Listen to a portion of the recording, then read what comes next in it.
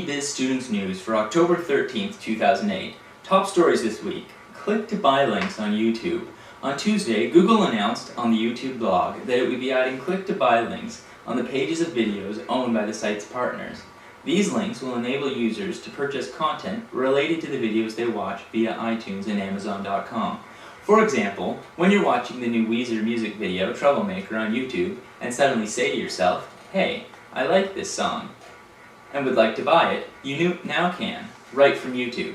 By enabling its partners to sell content directly on YouTube, Google will not only be able to provide a more seamless user experience that reduces the number of users it has to send off to Apple and Amazon.com, but it now will be able to retain a greater share of the revenues.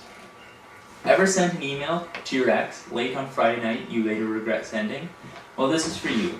Google has just announced a new feature associated with Gmail called Mail Goggles. When you enable Mail Goggles on your Gmail account, it will verify you are in the right state of mind before your message is sent. This is done by asking you a series of simple math problems to ensure you're thinking straight. By default, Mail Goggles is only active late at night on the weekend, as this is most likely when you're going to need it. Once it is enabled, you can adjust when it is active. Google hopes the new addition to Gmail will potentially help many of you out there that have sent message you have later regretted.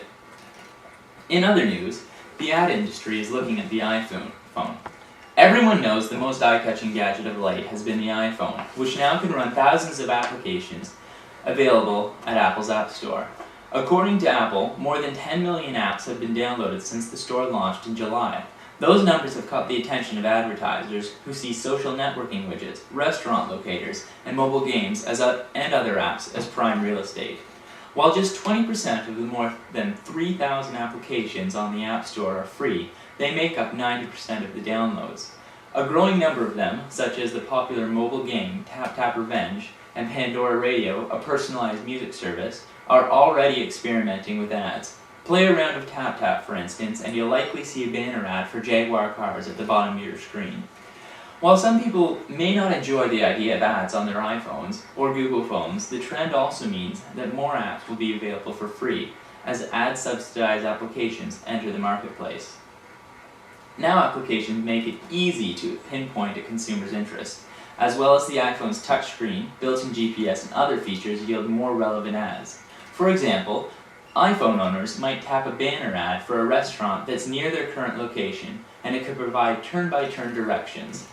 Anne Bezicon, CEO of a mobile network called 1020, says those kind of location-sensitive ads can yield 2 to 5 times the click-through rates of regular ads.